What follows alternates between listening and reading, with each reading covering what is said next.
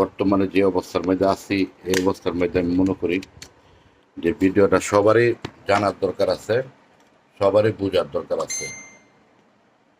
ভিডিওটা সবার জানার দরকার, সবার বোঝার দরকার। তো আজকে ব্যতিক্রম কিছু না। এই ভিডিওটা আপনাদের সামনে আসলে আপনারা বুঝতে পারবেন যে ভিডিওটা কি আছে, কি বলার জন্য ভিডিওটার কাছে আসছি। যারা ভিডিওটা দেখবেন তারা কিন্তু লাইক শেয়ার কমেন্টস আপনারা করবেন, তা আশা করি আপনারা বুঝতে পারবেন। আর আমার ক্যাপশনে কিন্তু দেওয়া আছে কিসের জন্য আজকে ভিডিওটা করতেছি। শুরুতেই বলি, সেটা হলো আজকে আমি নিজে একটা ভুক্তভোগী, কারণ সেটা হলো আজকে আমি একটা ভিডিও মামলা খাইছি। আজকে একটা ভিডিও মামলা হয়েছে আমার একটা গাড়ির নামে ভিডিও মামলা হয়েছে। গাড়ির নামে যদি ভিডিও মামলা হয়েছে, তাহলে মামলাটা তো সরকার যেহেতু ভিডিও মামলা করছে, মামলাটা অবশ্যই আমার বাঙাইতে হবে। এবং কি আপনাদেরকে এই মামলাটার ব্যাপারে আপনাদেরকে আমি কথাটি বলি। তা আমরা করি হলো গাড়ির ব্যবসা। যেহেতু গাড়ির ব্যবসা করি, যারা ড্রাইভার ভাইয়েরা আছেন, যারা মালিক ভাইয়েরা আছেন, ভিডিওটা সর্বোচ্চ পরিমাণের আপনারা শেয়ার করে দেবেন, ভিডিওটা যাতে সবাই যাতে জানতে পারেন। ভিডিওটা কিন্তু করার মাধ্যমে একটা জিনিসে সর্বোচ্চ আপনারা শেয়ার করে দেবেন। আমার ক্যাপশনে কিন্তু সম্পূর্ণ দেওয়া আছে। এখন ভিডিও মামলা থেকে আমরা যদি রক্ষা পাইতে হয় কি করতে হবে? ধরেন আপনার বাসায় একটা স্লিপ চলে গেল, আপনার বাসায় চলে গেল। এখন এই স্লিপটা যে আপনার বাসায় চলে গেল, এটা কি আপনার গাড়ির মামলা? নাম্বার তো আপনার, গাড়ির নাম্বারটা আপনার। এখন নাম্বারে কি সবকিছু? আজকে যেরকম আমি ভুক্তভোগী, আমার টাকা গেছে, পুলিশ প্রশাসনের কিন্তু কিছু হয় নাই। তা আমি বলবো যারা এআই মামলা খাবেন এবং দিচ্ছে, এবং রং পার্কিং যারা মামলা দিচ্ছে, ভিডিও মামলা যারা দিচ্ছে, সার্জেন্ট ভাইদেরকে আমি বলি, যারা ভিডিও মামলাটা দিচ্ছে এবং কি যারা এই মামলাটা ইস্যু করে আপনার বাড়িতে এরকম একটা কাগজ পাঠায় দিবে যে আপনার গাড়িতে একটা মামলা আছে,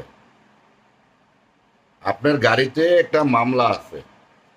এখন মামলাটা কি আজকে কি এখনো কি এই যে সেম একটা কাগজ মামলাটার আপনার বাড়িতে পাঠায় দিবে, এটা ইস্যু করে। এই মামলাটা কি আপনার কিভাবে জানবেন? আপনার বাড়িতে চিঠি গেছে গা, আপনার একটা ভিডিও মামলা হয়েছে ঢাকায় এমন জায়গায়, যেরকম আমার মামলাটা দেখানো হয়েছে ঢাকা জুন, বাংলা মোটর। আমি আবারও বলছি, ভিডিওটা প্রচুর পরিমাণের আপনারা শেয়ার করে দিবেন, যাতে ভিডিওটা সবাই জানতে পারে, সবাই বুঝতে পারে যে কেন ভিডিওটা করলাম। আমার একটা মামলা হয়েছে বাংলা মোটরে, তো বাংলা মোটরে আমার একটা মামলা হয়েছে। আর আমি ক্যাপশনে দিয়ে দিছি যে গাড়িটা মামলা হয়েছে, যদি এই ভাইয়ের কাছে যদি এই ভিডিওটা আমার পোষায়, তাহলে অবশ্যই উনি জানতে পারবেন, কেন ওনার মামলাটা আমার বাঙ্গাইতে হয়েছে, ওই ব্যক্তির মামলাটা আমার বাঙ্গাইতে হয়েছে। কারণ আমার গাড়ি হলো প্রাইভেট কার, আমি স্পষ্ট লিখে দিচ্ছি আমার গাড়িটা হলো প্রাইভেট কার। আর এখানে ঢাকা মেট্রো গ আর খ, আমার গাড়িটা হলো ঢাকা মেট্রো গ। আর যে বেজেল গাড়িটা জিপ, এটা হলো খ। এটা দুই পার্থক্য। যেহেতু দুই পার্থক্য, তাইলে আপনার কি করতে হবে? কারণ আমার মতো ভুল তোর করবেন না। আজকে আমি ভুল করে আমি শিক্ষা পেয়ে গেছি। কিরকম? আজকে যখন আমি আমি গাড়ির ব্যবসা করি, আমার গাড়িটা শোরুমে, তা আমার গাড়ি শোরুমে থাকা অবস্থায় আমার গাড়ির মামলা আসলো।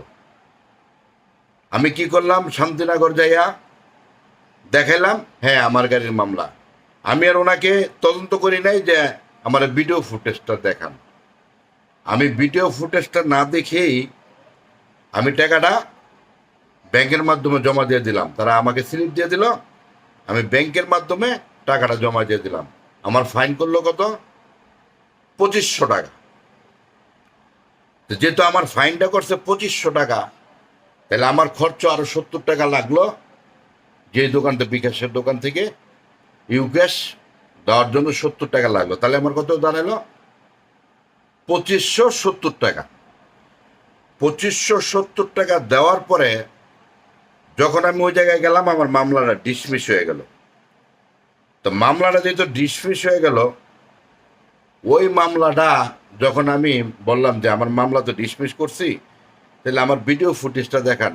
যেহেতু শোরুমে গাড়ি, এটা তো আমার দেখতে হবে কে গাড়িটা পার করছে। এখন ভিডিও ফুটেজে গিয়ে দেখি এটা জিপ। ভিডিও ফুটেজে গিয়ে দেখি এটা জিপ। এখন আমি যারা সরকারি কর্মকর্তা আছেন তাদের উদ্দেশ্যে আমি বললাম যে এটা তো গাড়ি, জিপ গাড়ি, তাহলে আমার গাড়ি তো প্রাইভেট কার, তাহলে আমার গাড়িতে মামলাটা কিভাবে ঢুকলো? তখন তারা ঢিলা মারলো এটা বিআরটি ভুল করছে। তো এখন তারা যদি ভুল করে, যদি বিআরটির কাছে কান্দে যদি তারা যদি ফালাইয়া দেয়, তাহলে ওই ক্ষেত্রে এই ভুলটা তো তাহলে বিআরটি করছে। এই ভুলটা তো তাহলে বিআরটি করছে। এখন যারা রাস্তায় যারা সার্জেন্ট, ট্রাফিক বিভাগ যারা আছেন, ট্রাফিক বিভাগে যারা আছেন, আর যারা সার্জেন্ট দায়িত্বে আছেন, আমি তাদেরকে বলবো যে অন্তপক্ষে যেই গাড়িটা ভিডিও করবেন আপনারা, ওই গাড়িটা ঢাকা মেট্রো গ না খ, এটা তো আপনাদেরকে যাচাই করা দরকার।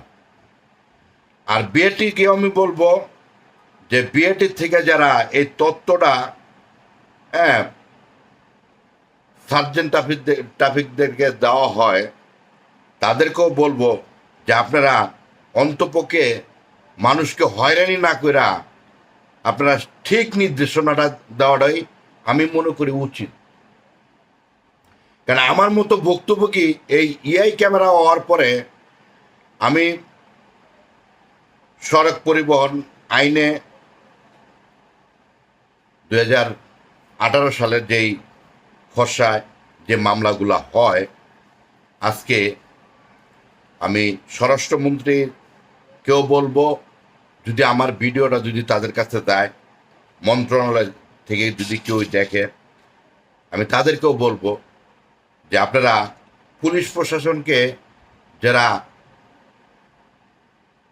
রাজপথে যারা আছেন, ট্রাফিক বিভাগ যারা আছেন, এই ট্রাফিক বিভাগদেরকে আমি বলবো আপনারা নির্দেশনা দিবেন যাতে স্পষ্টভাবে একটা মানুষকে হয়রানি নামূলক করে করে আপনারা ঠিকমতো যাচাই বাছাই করে অন্তপক্ষে আপনারা একটা মামলাতে যাবেন।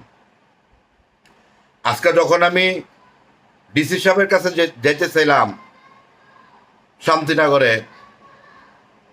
ডিসি সাহেব নাই। তো ডিসি সাহেব যেহেতু নাই, তাহলে আমার এখানে করণীয় কি? যারা এই মামলাগুলো করে তাদের কাছে যখন গেলাম, তখন তারা আমাকে অজুহাত দেখাইলো যে আপনি তো টাকা জমা দিয়ে দিচ্ছেন, এটা কিছু করার নাই।